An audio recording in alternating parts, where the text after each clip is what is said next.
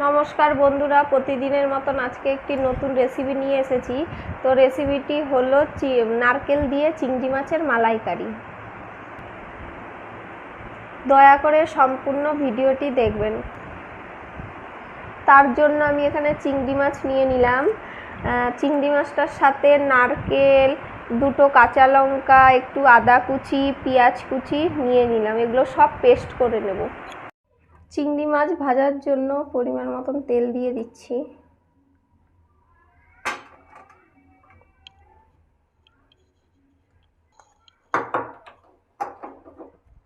তেলটা গরম হয়ে গেছে, চিংড়ি মাছগুলো ছেড়ে দিলাম।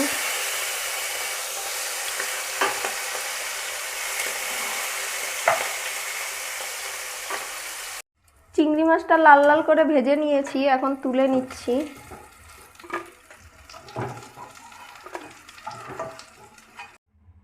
চিংড়ি মাছের তেলটাতেই আমি দুটো শুকনো লঙ্কা দিয়ে দিচ্ছি, কালো জিরা, এরপর আমি পেস্ট করা নারকেল, পেঁয়াজ, আদা বাটা দিয়ে দিলাম। এটাকে আমি লাল লাল করে ভেজে নেব, মশলাটাকে কষিয়ে নেব আর কি।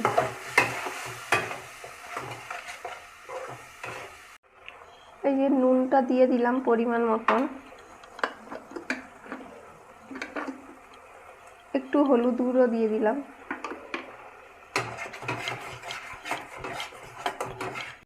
মশলাটা কষানো হয়ে গেছে লাল লাল করে। তো এখন চিংড়ি মাছগুলো ঢেলে দিয়ে আর একটু কষিয়ে নেব।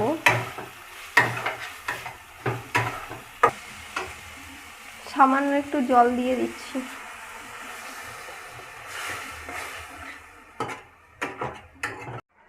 তো তরকারিটা ফুটে গেছে, একটু সামান্য একটু চিনি দিয়ে দিলাম। এখন ধনে পাতা দিয়ে নামিয়ে দেবো।